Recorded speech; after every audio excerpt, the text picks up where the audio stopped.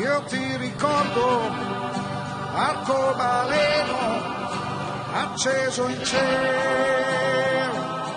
e nell'aria. Então, gente, hoje eu quero falar do nosso Jesus, o mestre dos mestres. Quais as suas pedagogias, né, o seu modo de ensinar as mais diferentes classes de gente. Começamos pelo seguinte tema: quais foram os mestres primários de Jesus? Era criança e tal. Dentro desse tópico, a importância dos seus pais. Todas as mães judias, como Maria, por exemplo, davam educação básica no que se refere assim, a um bom comportamento social, ensinavam, né, especialmente as meninas sobre os seus deveres de esposas e de mães, ainda que fossem novinhas, tá? Já os pais dessas crianças ensinavam os meninos, principalmente, os princípios religiosos e a profissão que ele exercia. No caso de Jesus, José ensinou o ofício de carpinteiro. Nas sinagogas, o que acontecia? As sinagogas eram locais de oração, também funcionava como tribunal religioso, e lá também fazia o papel de escola, né? Então, era lá que somente os meninos, certo? As meninas não podiam, eram instruídos na Torá. Essa palavra Torá, ela vem do hebraico e significa instrução, ensinamentos ou lei. Também ela significa o conjunto dos 5 primeiros livros da Sagrada Escritura, chama de Pentateuco, dos mestres primários que atuavam em Israel, o nosso professor de hoje, né? Normalmente esses mestres eram leigos, ou seja, eles não tinham título de mestre nem de doutor, e eles ficavam ali para ensinar os jovens a viver e a conhecer a lei e fazer a vontade de Deus. Então, como dissemos, a autoridade dele não se baseava em títulos, mas em seus testemunhos de vida e nos seus conhecimentos, ainda que não tão aprofundados, na palavra de Deus, teologia, essas coisas. Geralmente, esses mestres, eles tinham apenas um pequeno grupo de discípulos. No entanto, eles eram considerados muitas vezes mais importantes que os próprios pais naturais dos seus alunos, porque na mão dele estava o ensino, talvez até o futuro daquele jovem. É o que muitas vezes hoje acontece nas escolas. Os pais, alegando não ter tempo, terceiriza essa educação à escola. Vamos falar aqui de Jesus no título Grande Mestre. Sabemos que Deus revelou-se definitivamente em Jesus. E foi pela humanidade de Jesus que passamos a ter acesso a Deus Pai. Isso aí a gente lê em Hebreus, no capítulo 1, versículo de 1 a 2. Muitas vezes e de diversos modos, outrora falou Deus aos nossos pais pelos profetas. Ultimamente nos falou por seu Filho, que constituiu o herdeiro universal, pelo qual criou todas as coisas. Então, Jesus, como um caráter universal da salvação, começou a ensinar na chamada Galileia dos Gentios. Essa Galileia dos Gentios era uma região muito desprezada pelos seus irmãos lá do sul, da Judéia, né? Que é onde fica Jerusalém. Só não eram mais escarnecidos do que os samaritanos, que para eles, esses judeus do sul, nem judeus eram verdadeiramente. Ou seja, Galileia era como se um sulista aqui no Brasil olhasse para o nordestino e falasse as bobagens que estão falando hoje, né? Uma completa xenofobia. Então, pela Galileia passavam romanos, gregos, persas, babilônios, sírios, egípcios. Ou seja, a sua importância para o reino de Israel era justamente essa via estratégica, né? De certa forma, era recolhido muitos impostos. Só isso que tinha de importância, nada mais. Jesus, quando ensinava os líderes do povo, ele dava-lhes uma orientação segura e com ótimos argumentos. Jesus chamava à parte os seus discípulos para ensiná-los.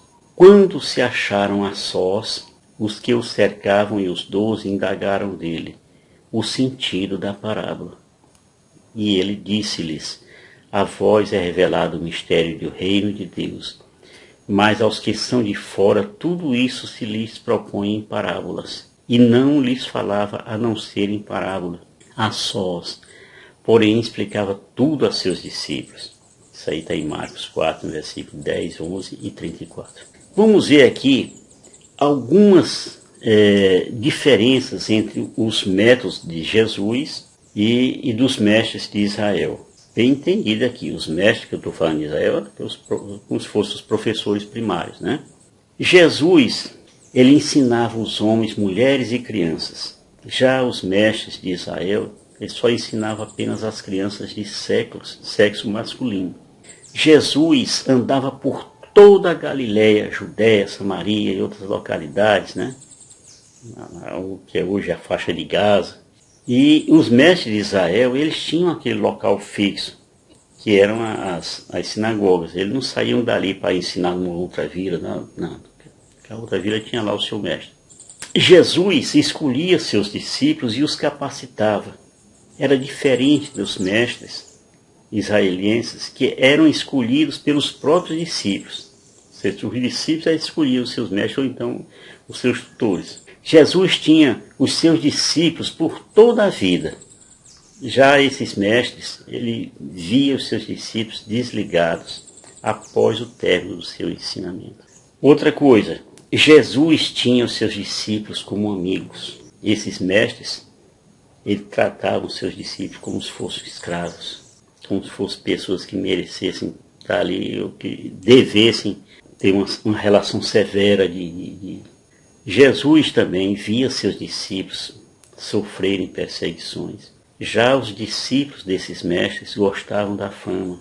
Enquanto os de Jesus eram escarniçados, esses discípulos desses outros mestres de Israel andavam lá, todo, né, um bem bom, todo galante, né? Vamos falar aqui de que práticas Jesus usava para ensinar. Então, Jesus sempre respeitava a liberdade de cada discípulo. Quereis vós também retirar-vos, né? João 6,67. Ou seja, se a pessoa quisesse ir, não quisesse ficar. Mas não ficava lá obrigado. Jesus amava a todos que vinham a ele, inclusive aquele arrogante jovem rico, né? Você lembra dessa passagem, né? Jesus fixou nele o olhar, amou-o. Olha a diferença. Amou-o, apesar da arrogância dele. E disse a ele, uma só coisa te falta. Vai, vende tudo o que tens e dá aos pobres e terás um tesouro no céu. Depois vem e segue-me. Marcos 10, 21. Outra prática de Jesus com seus ensinos. Jesus costumava desafiar os seus discípulos na dialética. Ele dizia lá, tendes ouvido o que foi dito, amarás o teu próximo e poderás odiar o teu inimigo. Eu, porém, vos digo, amai vossos inimigos, fazei bem aos que vos odeiam, orai pelos que vos maltratam e perseguem. Tá? Qual a diferença? Mateus 5, 43, 44. Outra prática de Jesus, ele ensinava pelo exemplo, fazendo as coisas. Jesus fazia, depois dizia por que estava fazendo aquilo. E outra coisa, sempre se baseava na experiência de vida daquelas pessoas que estavam lhe ouvindo. Várias parábolas, a parábola do semeador, do pescador, dos pastores, etc. Outra coisa, Jesus costumava fazer perguntas aos seus ouvintes, né? E respondia-lhes com mais alguma pergunta para ensiná-los a refletir. Vamos dar um exemplo disso. Num dia em que ele estava a orar a sós com os discípulos, perguntou-lhes, quem dizem que eu sou? Responderam-lhe. Uns dizem que é João Batista, outro Elias, outros pensam que ressuscitou algum dos antigos profetas. E aí Jesus perguntou-lhes, e vós, quem dizeis que eu sou? Está vendo? Pergunta sobre pergunta. E Pedro respondeu, o Cristo de Deus. Lucas 9, 18 e 20. O método de Jesus era incrível. Jesus costumava usar as Escrituras, reinterpretando-as, Vamos dar um exemplo aqui. Dirigiu-se a Nazaré, onde se havia criado. Entrou na sinagoga no dia de sábado, segundo o seu costume, e levantou-se para ler. Foi-lhe dado o livro do profeta Isaías, no capítulo 61. Desenrolando o livro, certo? Porque naquela época não era esse livro como a gente vê hoje, era um rolo, escolheu a passagem onde está escrito: o Espírito do Senhor está sobre mim, porque me ungiu, e enviou-me para anunciar a boa nova aos pobres, para sarar os contritos de coração, para anunciar aos cativos a redenção, aos cegos a restauração da vista, para pôr em liberdade os cativos, para publicar o ano da graça do Senhor. E depois, enrolando o livro, deu ao ministro e sentou-se. Todos quantos estavam na sinagoga tinham os olhos fixos nele. E ele, Jesus, começou a dizer-lhe: hoje se cumpriu este oráculo que vós acabais de ouvir. Lucas 4, 16, 21.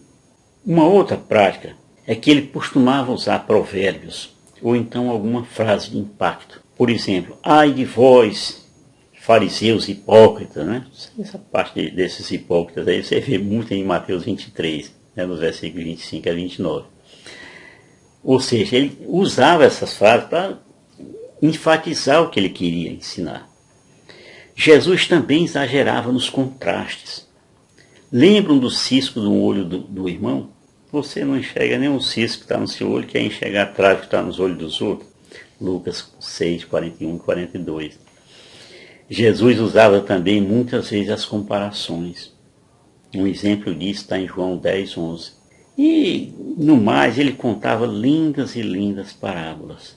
O certo é que o mestre sabia ensinar. Tinha uma pedagogia incrível.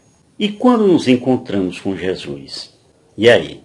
Vamos lembrar aqui do encontro do Nicodemos com Jesus. Você já imaginou essa cena? Você já parou para pensar nessa cena? Eu acho que o Nicodemos ficou assim meio sem fôlego, né? Ofegante, porque ele de repente ele viu, porque ele era mestre e doutor da lei lá, ele viu que tinha alguém que, sem ter entrado em nenhuma das escolas de judeus, sabia milhões de vezes mais do que ele. E depois desse encontro, Nicodemos compreendeu o propósito da vinda de Jesus ao mundo. Nicodemos passou a ser considerado como um dos discípulos de Jesus depois. Essa passagem do Nicodemos está em João 3.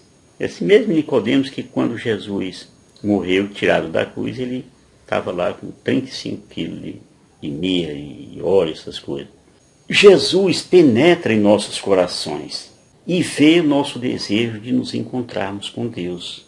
Certo? Isso aí você vê em João 1, no versículo 35 a 39. E o encontro de Paulo com Jesus, como é que foi?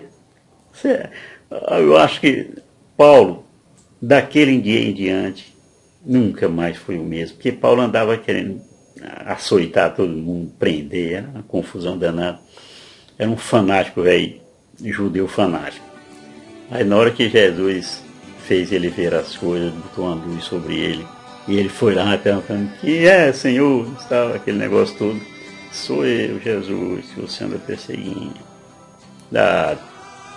Vou lhe ensinar aqui como é bom ser cutucado com fé.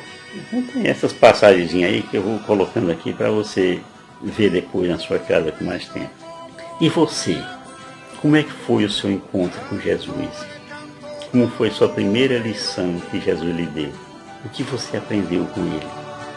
Porque o que se aprende com Jesus não se esquece mais nunca. Você se lembra desse dia que você realmente se encontrou com Jesus?